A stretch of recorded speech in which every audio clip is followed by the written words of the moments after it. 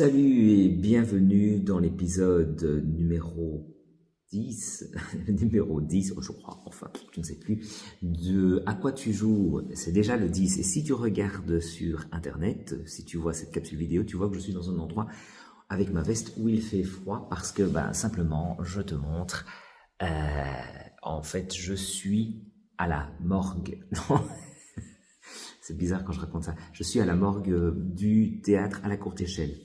Parce qu'on va bientôt jouer Blue Monday, enfin on va faire un crash test de Blue Monday. Et justement, c'est ce dont je vais te parler. Bah, je te précise quand même, la morgue, c'est pas une vraie morgue, on n'y met pas des morts même s'il fait terriblement froid. Non, elle tient son nom du fait qu'il fasse terriblement froid, mais c'est ici qu'on stocke les décors, et c'est donc ici que je suis venu parce qu'il y a un spectacle qui se joue à la salle, et en même temps j'étais en train de construire du décor pour Blue Monday. Mais je te raconte tout de suite après le générique. Ah bah, musique.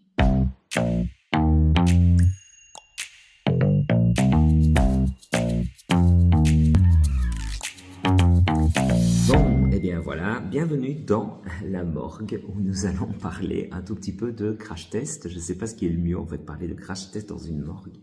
C'est terrible. Mais toujours est-il, voilà, je m'en souviendrai quand je serai mort aussi, que je vous explique ce que c'est un crash test. Et il y a vraiment un lien avec la voiture. On peut vraiment se dire qu'il y a un lien avec la voiture. Vous voyez, quand on fait des crash tests sur une voiture, on essaie de vérifier sa solidité, mais aussi sa capacité d'ingérer les chocs et donc de protéger les conducteurs. Alors, on est dans ce même principe quand on est au théâtre et qu'on essaie de faire un crash test de la pièce.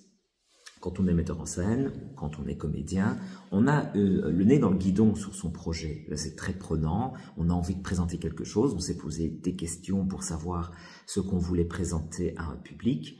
Et puis d'un coup, à force de travailler dessus, on se rend compte qu'on a peut-être un peu trop le nez dessus pour savoir si on a pris la bonne direction, si par moment on ne s'est pas dévoyé, si on n'a pas trouvé des excuses pour éviter le sujet complètement. Et donc le crash test, c'est le principe d'inviter des personnes qui vont venir voir le spectacle dans une étape de création, à une étape où il est encore possible de réajuster certains points. Et exactement comme la voiture, si on veut tester la solidité ou la façon de répercuter les chocs dans une voiture, on ne va pas essayer de l'écraser tout entière, on va d'abord voir le pare-choc, on va peut-être voir les côtés, on va peut-être voir les amortisseurs, on va pointer les éléments qu'on veut vérifier pour être sûr de checker les bonnes listes et de ne pas se dire oui ça ne tient pas mais on ne sait pas exactement ce qu'il y a comme problème. Donc on va faire la même chose et c'est ce que je vais vous expliquer étape par étape puisque ce soir même je ne serai pas à la morgue pour travailler Blue Monday, mais on fait un crash test sur le spectacle Blue Monday. Alors, pourquoi le crash test? Je l'ai déjà expliqué, c'est surtout pour éviter de rencontrer le public, mais de s'être trompé de sujet, de parler, on pensait parler de quelque chose et finalement on se retrouve avec un propos qui est un tout petit peu transformé parce qu'on n'a pas vu les billets par lesquels on est passé dans la création. Et ces billets, ils sont nombreux. Quand on est créatif, on peut effectivement prendre toutes les directions. C'est cool, c'est le côté avantageux de la création, mais c'est aussi dangereux parce qu'on se pose parfois trop de questions et parfois on ne s'en pose pas assez, mais c'est souvent, je pense, le problème de se poser trop de questions. Et quand donc je suis en train d'imaginer, je vous donne un exemple, si je suis en train de faire un spectacle et que je me pose trop de questions, et à un moment donné, en fait, je veux peut-être dire trop de choses. Et si je suis en train de faire un spectacle où je me pose pas de questions parce que je suis sûr de mon projet, est-ce que finalement je parle bien de ça ou est-ce que je n'ai pas dévié, est-ce que les gens vont pas comprendre autre chose? Et si les gens comprennent autre chose, est-ce que c'est bien? Bref, on a un tas de questions en tant que créatif qu'on peut se poser et auxquelles on peut essayer de répondre, notamment en invitant un public averti. Mais vous allez voir qu'un crash test, à l'exemple de la voiture où on va tester certaines parties de la voiture au choc, le crash test, ça se teste avec des questions ciblées. On veut savoir à la base déjà quelque chose. On n'est pas là pour repartir d'une page blanche. Ça sert à rien. Et on n'est pas là non plus pour essayer de comprendre si les gens aiment à 100% notre projet ou n'aiment pas à 100%. Il ne faut pas être demeuré dans un spectacle, dans l'art vivant ou dans tout art. Les gens ne vous aiment pas complètement. Ça fait de la peine, hein, on a envie d'être aimé, mais ça fait partie du deal. C'est-à-dire qu'on va proposer quelque chose et que ce quelque chose ne va pas nécessairement plaire à tout le monde. Donc il ne s'agit pas de savoir si le public aime complètement votre spectacle ou n'aimera pas votre spectacle et que vous devez repartir chez vous. Non, on va quand même faire le projet, mais on va lui poser des questions et on va organiser le crash test afin d'essayer que cette conversation avec ce public nous apporte des choses et construisent ou permettent de créer un brainstorming constructif et non pas destructif pour les artistes. Alors, première chose, c'est qu'il faut préparer un petit peu de matériel. On prend un modérateur qui gérera le temps, donc il modère le temps. Et inscrit certaines règles que je vais vous expliquer. Ça, c'est la première étape. Vous prenez quelqu'un qui sera un modérateur.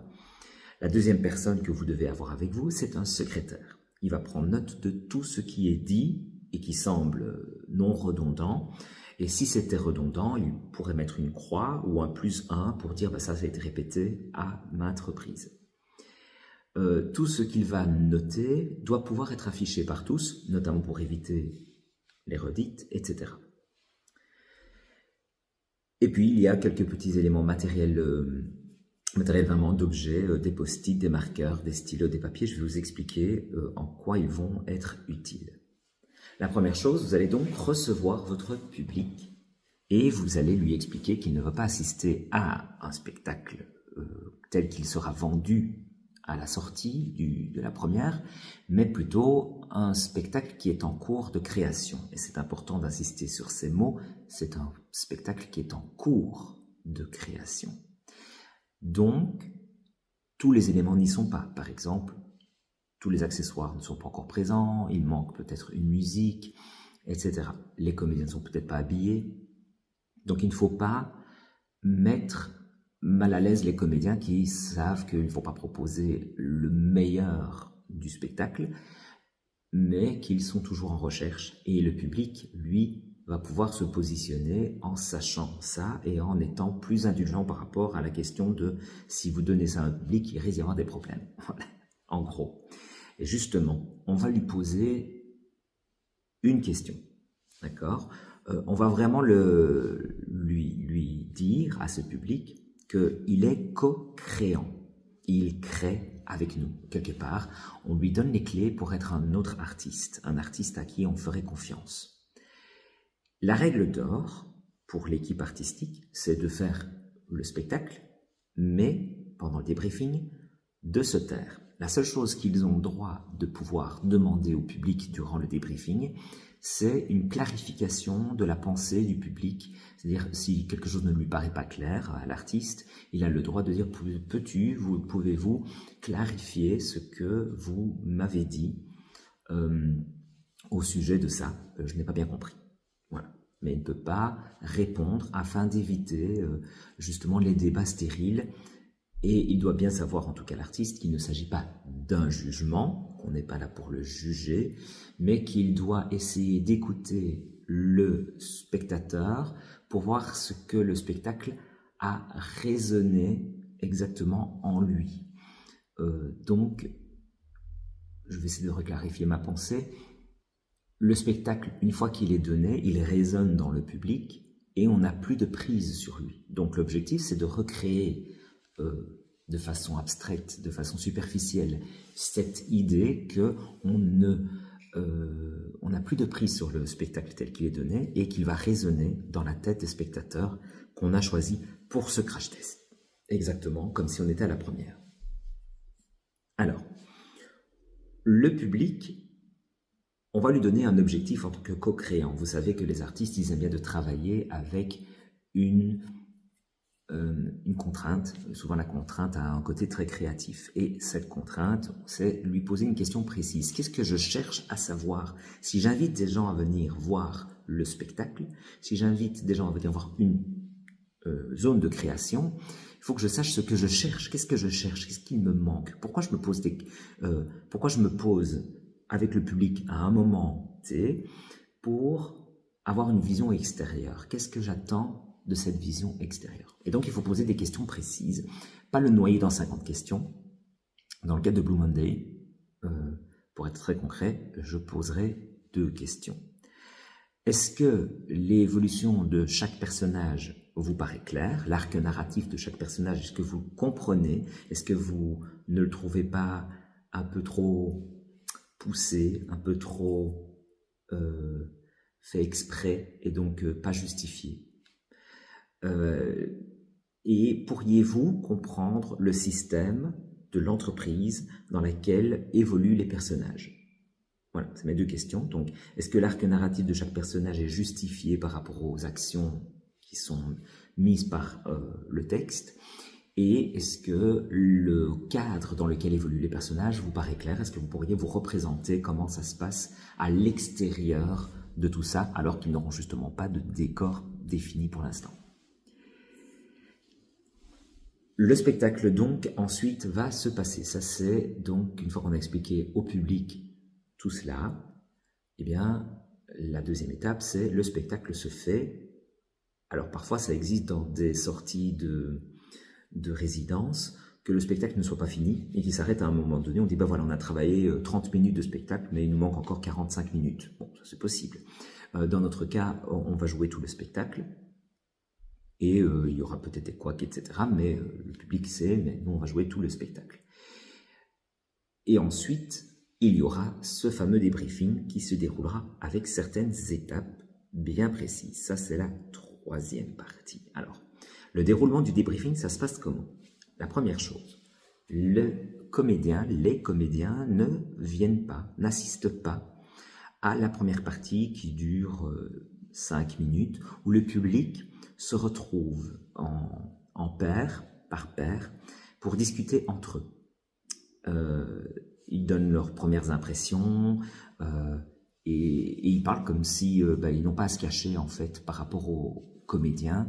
Ils ne doivent pas se sentir gênés de dire certaines choses. Ça permet vraiment cette libération de la parole. Ensuite, on fait venir les comédiens et on commence à faire 10 minutes de feedback affirmatif. Alors là, le public dit uniquement dans le feedback affirmatif ce qui a fonctionné.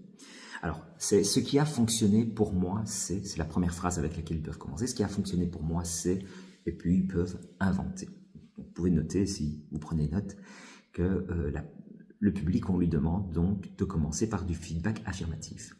Ce qui a fonctionné pour moi, c'est. Ensuite, on passe, le modérateur nous dit que les 10 minutes sont passées, si tout le monde a pu s'exprimer, on essaie de ne pas dépasser, sinon ça dure des heures. On passe à la perspective. La perspective, qu'est-ce que c'est? Le public prend une identité qui est réelle ou fictive. Il a le droit, à ce moment-là, de se détacher lui-même, le spectateur, et de prendre la liberté de penser si je suis un ouvrier ou si j'étais professeur, ou en tant que personne à mobilité réduite, je sais pas, je peux inventer un peu tout n'importe quoi, ça dépend vraiment du contexte. Et là, il aura une autre formule, si vous prenez note, même chose, c'est en tant que, et il définit le rôle qu'il joue, j'ai besoin de. Donc par exemple, en tant que professeur, j'ai besoin d'avoir un document pédagogique à la fin pour analyser le spectacle avec mes élèves. Voilà, ça pourrait être ça. En tant que personne qui est dépressive, puisqu'on parle de Blue Monday, j'ai besoin d'avoir j'ai besoin que cette partie-là soit moins difficile à regarder. Et ça devient du coup bien plus intéressant. Même si nous sommes dans un contexte très comique, on peut s'attendre à tout. Et justement, spoiler alert, je continuerai de filmer cet épisode pendant le débriefing pour pouvoir voir les réactions que nous avons eues durant cette représentation et ce crash test. Quand les 10 minutes de perspective sont passées, on passe à la 3e partie, ce sont les questions ouvertes. Alors, c'est des questions sans oui et sans non. En gros, L'équipe artiste ne répond pas, mais elle les reçoit. Je réexplique. Le public pose des questions, qui ne sont pas des questions oui-non, mais qui sont des questions qu'il pose à l'équipe créative. Et l'équipe créative, enfin le secrétaire prend note, mais l'équipe créative ne doit pas répondre en disant « en fait on a voulu faire ceci ». Donc ça peut être « pourquoi vous avez voulu mettre un personnage qui avait une difficulté de prononciation? Qu'est-ce que ça apporte ?» On ne répond pas. Est-ce que vous trouverez que ce serait bien que votre histoire, elle se passe plutôt à l'extérieur plutôt qu'à l'intérieur, parce qu'il y a souvent des huis clos? Et on ne répond pas. Alors j'invente, il n'y a pas de contexte à ce que je dis, mais ça peut être...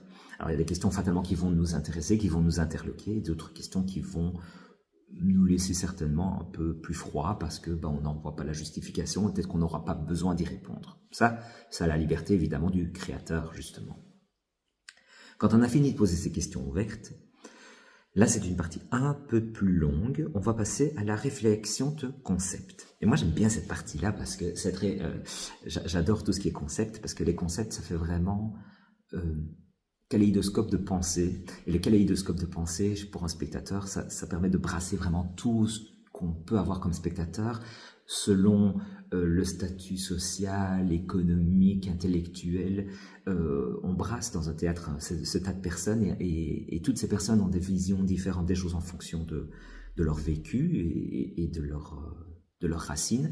Et ça, en fait, c'est assez drôle parce que du coup, on voit un petit peu ce que ça crée dans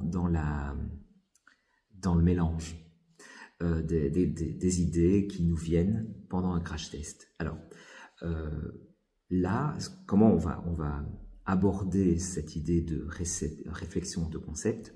On va proposer des post-it et le spectateur va pouvoir placer des post-it. Ces concepts peuvent partir sur tous les sens, c'est-à-dire par exemple cette pièce de théâtre me fait penser à une chanson, et voilà, telle chanson, ça me fait penser à cette chanson-là.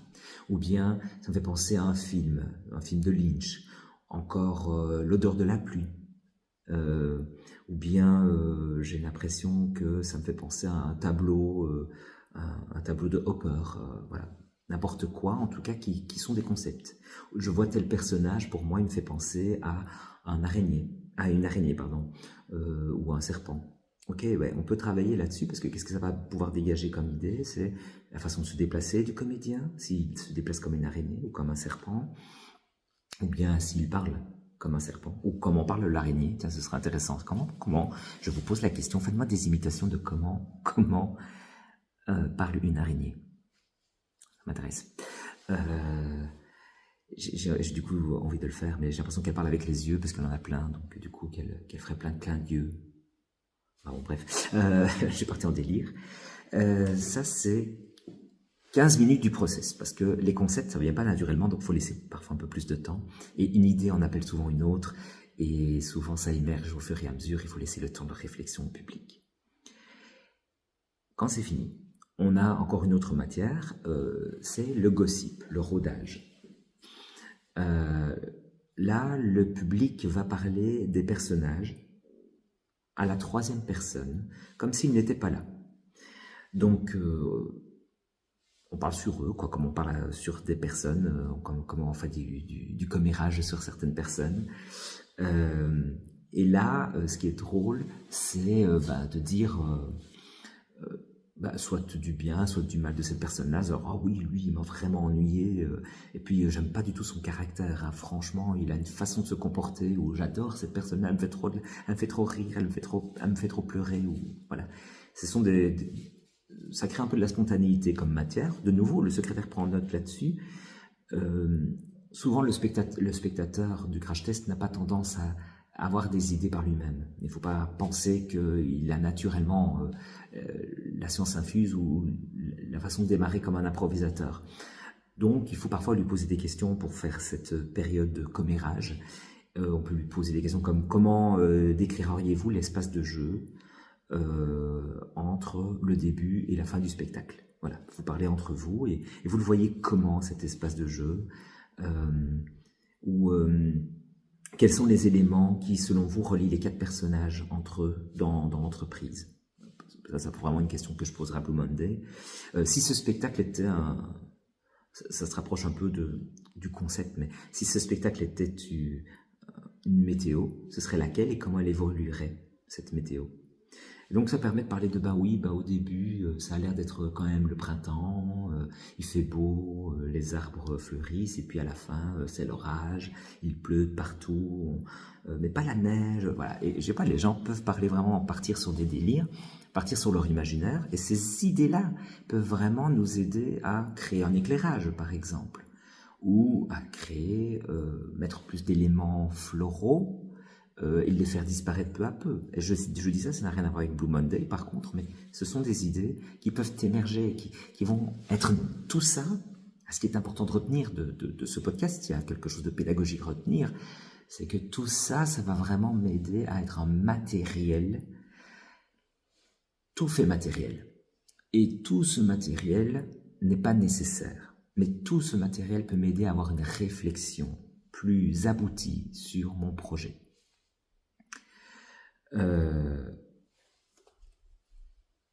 Ensuite, après ce temps de commérage, on passe au tick and trick.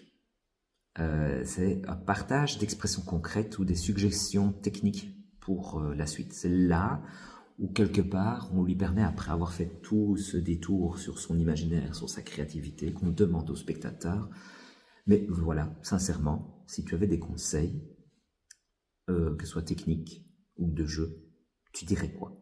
Voilà.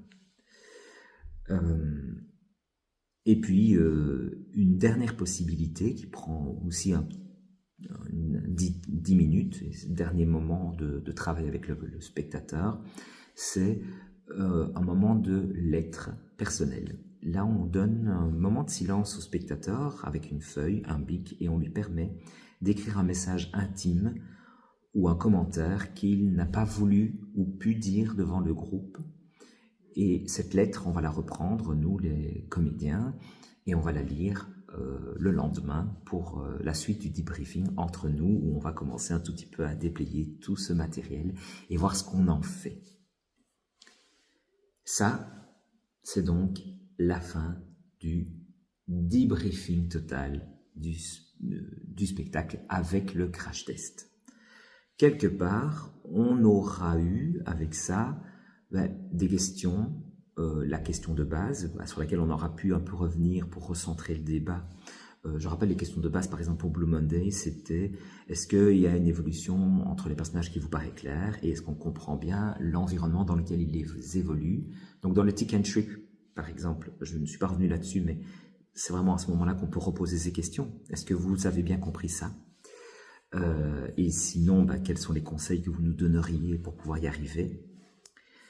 Et puis, avec tout ce qui a été proposé, dit ou mis en exergue par le public, parce qu'il a répété plusieurs fois, nous, on va travailler, on va voir tout ce matériel qui sera écrit par le secrétaire et on va pouvoir travailler le lendemain. La suite des événements, à la fin de ce débat, c'est juste de boire un verre et de passer du bon temps avec le public. Qu'est-ce qu'on fait de tout ça? Il y aura fatalement des choses qui ne sont pas intéressantes et des choses qui seront très intéressantes. Bon, et le travail du metteur en scène, avec son équipe créative, c'est d'en débriefer.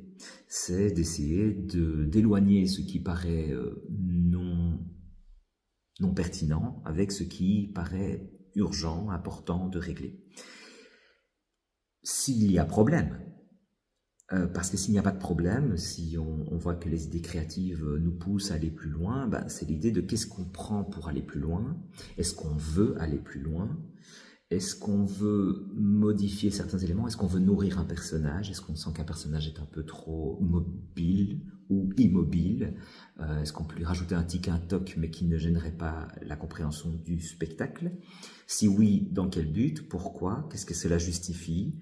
Est-ce que les idées de perception nous ont permis de se dire « Ah tiens, on ne s'adresse pas du tout à ce type de public ». Est-ce que les idées de concepts vont nous permettre d'alimenter la scénographie qui n'est pas terminée, d'alimenter le jeu de lumière, d'alimenter le jeu des comédiens, d'alimenter la mise en scène, etc. Ça c'est possible aussi, mais on va piocher, on ne va pas prendre tout, et on ne peut pas faire plaisir de nouveau, je reviens sur ce que j'ai dit au début, à tout le monde. On ne plaira pas à tout le monde. Et c'est pas grave, parce qu'en fait, c'est pas le but. Le but, c'est d'aller jouer un spectacle, que ce spectacle soit le plus abouti possible, le plus travaillé possible, qu'on ne nous prenne pas pour des brêles qui ne savent pas travailler, mais qu'on nous prenne pour des personnes qui ont fait un boulot, et que ce boulot soit appréciable en fonction aussi de son propre humour, de son propre vécu, de sa propre énergie quand on arrive dans un spectacle. Voilà. Parfois difficile de s'y faire, mais c'est quelque chose. Donc, comme je l'ai expliqué dans ce podcast, je fais cet enregistrement avant le crash test qui se passera maintenant dans 3 heures.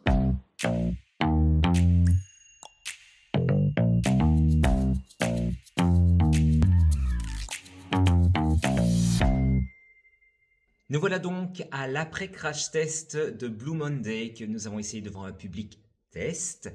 Et comme j'ai été pris par le moment, par le stress aussi, et par le fait de pouvoir m'occuper des personnes qui sont venues gentiment donner leur avis et participer de façon créative à notre spectacle, j'ai carrément oublié de filmer. Mais oui, voilà.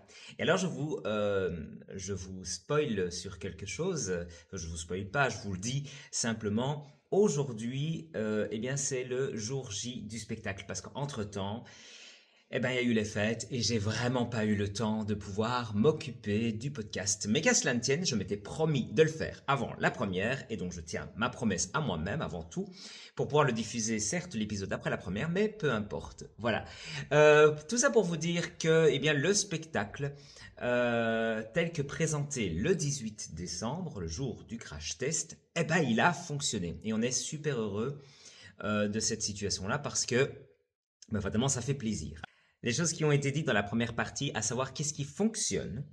On nous a dit par exemple des choses auxquelles on ne pensait pas justement. Ce qui fonctionne, c'est qu'on s'attache à chaque personnage. Oh putain, mais ça fait plaisir. Mais oui, parce qu'en fait, on est parti de la création de personnages sur plateau, et puis après, allons voir s'ils fonctionnent, si on s'attache vraiment à eux, ou s'il y a des personnages qui ont l'air d'être très secondaires. C'était une crainte des comédiens, et c'est justifiable. Quand on est comédien, dans un projet à 4 personnes, on a envie quand même d'être vu et reconnu, et c'est tout à fait légitime. Et là, nous avons été en fait quelque part confortés dans le fait que le spectacle pouvait nous attacher à tous les personnages de manière différente. Alors, il y avait des personnes qui étaient justement plus attachées à certains autres personnages, mais de façon générale, ils les aimaient tous et ils savaient aussi décrire leur background, c'est-à-dire les choses qu'on ne dit pas dans le spectacle, mais qu'on a travaillé vraiment en improvisation. Et ça, c'était un peu, je ne sais pas le terme que je peux exprimer, mais vraiment blow-mounding. Genre, je reçois des messages du groupe Blue Monday en même temps, c'est peut-être ça que vous entendez parce que c'est le jour J et que le jour J, il y a une émulation et les comédiens sont en émulation dans le groupe. Je leur ai envoyé les premières photos. Alors, deuxième chose qui a été dite, l'histoire était compréhensible, qu'on savait exactement où on était. Rappelez-vous, c'est la question que je posais au public, à savoir, comprenez-vous que nous sommes dans une entreprise, comment fonctionne cette entreprise, comment elle se développe. Et nous avons été entendus, nous avons été compris. Donc ça, c'est déjà une chose qui était super importante. Les gens nous ont confirmé que c'était un spectacle drôle. Quand on fait de l'humour, c'est plutôt bien de le savoir et nous le saurons véritablement aujourd'hui. Pas sûr que ça plaise à tout le monde, mais si on plaît à tout le monde, peut-être qu'on ne plaît à personne. Je préfère m'attacher à cet adage et sérieusement, j'y crois. Je crois que faire de l'humour pour tout le monde, on fait pas de l'humour pour enfants comme on fait de l'humour pour adultes en fait. Donc voilà. Et nous avons eu aussi des commentaires sur l'histoire, comment elle évoluait, le fait qu'on s'attachait donc aux personnages, mais qu'on s'attachait aussi à l'histoire, c'est-à-dire comment nos personnages vont sauver l'entreprise. Et ensuite, nous sommes passés aussi à l'étape des concepts. Alors, l'étape des concepts, je crois que je raconte un peu dans le désordre, mais peu importe, nous en avons fait un tableau que je n'ai pas ici, mais sur lequel les spectateurs ont pu écrire. Assez chouette ce qui en est ressorti, parce que on nous parle de concepts vraiment, l'anticapitalisme, l'idée que on parle de maternité. On est hyper heureux d'avoir un personnage qui justement n'aime pas sa maternité et donc on puisse en parler. On est aussi heureux d'avoir des personnages. Alors je parlais de deuxième histoire qu'on ne raconte pas, mais une relation amoureuse qui se crée entre deux personnages. Ce n'est pas quelque chose qui est directement mis en avant parce que c'est pas le propos du spectacle, mais les gens étaient quand même contents de savoir ce qui se passait. Et pendant le moment de ragot, ils ont justement, quand on leur a donné la possibilité de parler en ragot, ils ont justement pu embrayer sur le fait de s'interroger, tiens, pourquoi le personnage de Cholet est intéressé par le personnage de Richard, pourquoi Richard ne réagit pas, et ils ont vraiment pris à partie les personnages, ils en ont vraiment fait leur propre histoire, et ça c'est génial quand le spectateur s'approprie toute l'histoire, mais aussi la petite histoire qui a été travaillée en secondaire, mais qui nous a permis d'alimenter un peu la psychologie des personnages. Bon, je parle de psychologie entre guillemets, je fais les guillemets devant la caméra, mais tout ça pour dire que c'est un spectacle comique avec de l'absurde, donc on n'est pas dans une psychologie hyper sérieuse, mais quand même, il y a des petites histoires intermédiaires qui font respirer les personnages, et on est heureux que le public ait pu le voir. Alors, est-ce que le public de la première le verra? On croise les doigts. Autre chose que nous avons pu avoir comme commentaire, ce sont le fait que les choses vont crescendo et que au fur et à mesure, donc on n'a pas tout qui est offert d'un coup. Ça, c'est sympathique aussi à entendre. Ça veut vraiment dire que ça va, on a géré un peu le petit poussé du dramaturge. On a pu poser petit à petit des pierres pour que l'histoire se construise, mais aussi de créer de la surprise et pas tout dévoiler au début ou tout dévoiler à la fin et qu'il faille attendre 1h30 avant de voir le spectacle. Je dis 1h30, mais le spectacle dure 1h10. Voilà. Nous avons eu vraiment beaucoup de retours positifs, et ce qui m'intéresse là-dedans, c'est que nos comédiens, ils n'ont rien dit pendant toute la séance, comme c'est prévu lors d'un crash test officiel, et c'est un crash test officiel.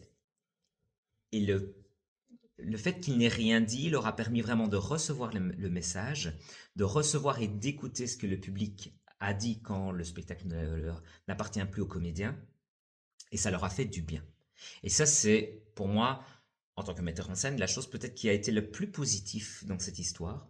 C'est qu'ils sont revenus, les comédiens, vers moi pour me dire véritablement merci, parce que ça nous a rassurés, parce que ça nous a permis d'être sûrs de ce qu'on faisait. Et ils ne voient même plus comment fonctionner sans faire des crash tests. Alors, ça prouve bien que c'est important. Ça prouve bien que c'est important d'écouter une première fois un retour. Alors, c'est bien quand c'est rassurant. Si ça n'avait pas été rassurant, ça aurait certainement, je l'aurais certainement mis en doute beaucoup de choses. Mais je vais peut-être paraître, je ne sais pas si c'est orgueilleux. Je vais mettre le mot orgueilleux, parce que pour l'instant, je ne vois que celui-là. Ce que je n'aime pas, être orgueilleux. Mais j'étais sûr qu'on avait travaillé. Et donc pour ça que j'hésite avec le mot orgueilleux, parce que en soi, vraiment travailler sur le plateau, travailler avec les comédiens, réfléchir sérieusement, essayer de ne pas me laisser aller à ma propre fantaisie ou mon propre plaisir sans regarder ce qui peut être vu par le spectateur. Je pense que là-dessus, nous avons tous travaillé là-dessus. Et donc, c'est compliqué de recevoir un rejet complet, parce que là, il faudrait se remettre en question sur toute la façon de travailler, et non pas ce spectacle-là. Moi, ce qui m'intéressait plus, c'était les ornières, c'est-à-dire ce que je ne voyais plus, ce que peut-être le public n'a pas compris. Et dans ce sens-là, le public a tout compris. Là, on a reçu des choses plus ou moins intéressantes. Je dis plus ou moins, j'explique après. Euh, Par exemple, à l'étape où le public a pris un autre point de vue. Donc, par exemple, pas un autre point de vue, mais a complété en disant, en tant que, alors j'ai eu en tant qu'enseignant, je ne suis pas sûr que tout le monde comprenne l'anglais. Bon, ben voilà, qu'est-ce qu'on en fait? Je ne suis pas sûr que tout le monde comprenne l'anglais. Il y a des phrases en anglais, il y a des jokes, voilà, en anglais. Et c'est un truc sur lequel on s'est dit bon, on le prend pas. Est-ce qu'il faut répéter la formation? Oui, en tant que professeur, cette information-là, je ne suis pas sûr que tout le monde la capte. Et ça, par contre, c'était intéressant. Par exemple, il y a une scène où on fait des publicités, et dans la scène où on fait des publicités, les gens avaient trouvé que la scène était géniale, mais par contre ne comprenaient pas pourquoi les publicités. En réalité, l'information avait été donnée, mais n'avait pas été surlignée pour le spectateur, et ils étaient plus ou moins unanimes pour dire ça, que c'était pas surligné pour le spectateur, et que c'était véritablement un achoppement dans le texte. Ils n'avaient pas compris pourquoi d'un coup les comédiens, la scène, les personnages se mettaient à faire des publicités. Donc ça par exemple, on a retravaillé là-dessus. Donc c'est assez précis, et donc quelque part euh,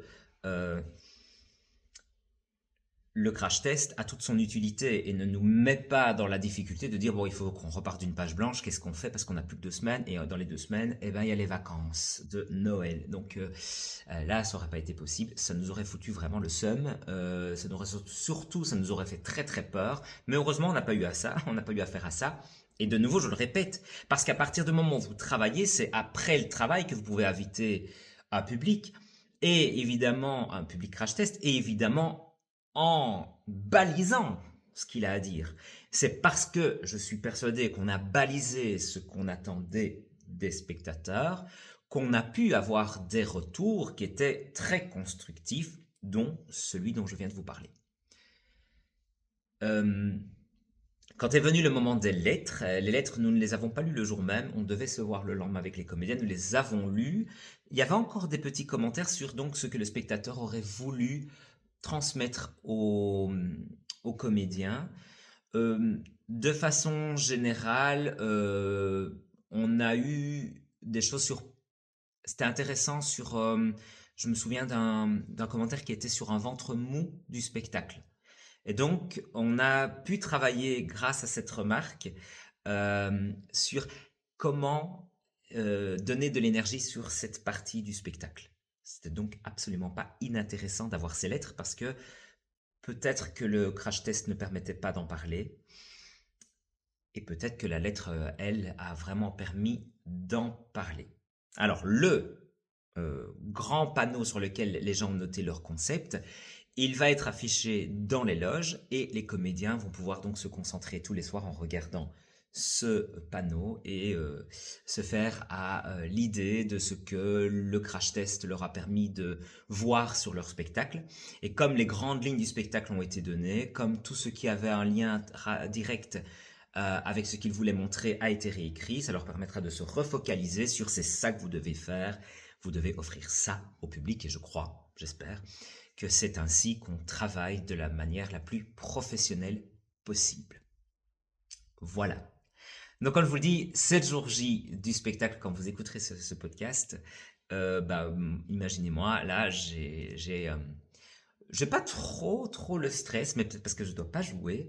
J'ai peur que le public n'aime pas, et en même temps, tant pis, en fait, comme je le disais, on peut pas plaire à tout le monde. N'oubliez pas, si vous avez aimé ce podcast, de mettre un petit pouce ou de mettre 5 étoiles, de le partager. N'oubliez pas que si vous êtes un artiste en herbe et que vous avez besoin de conseils sur vos spectacles, faites appel à moi. Mon site, c'est www.salva-comédien.be. J'aime vraiment ce que je fais. J'aime vraiment les artistes. Ici, Blue Monday, c'est vraiment un exemple. J'ai rencontré des personnes extraordinaires. Je les connaissais déjà, mais le fait de les mixer, de partir sur leur délire, c'était un pur bonheur. Voilà, donc n'hésitez pas à faire appel à moi. À tout bientôt pour un prochain podcast. Et n'oubliez pas que jouer, c'est du sérieux.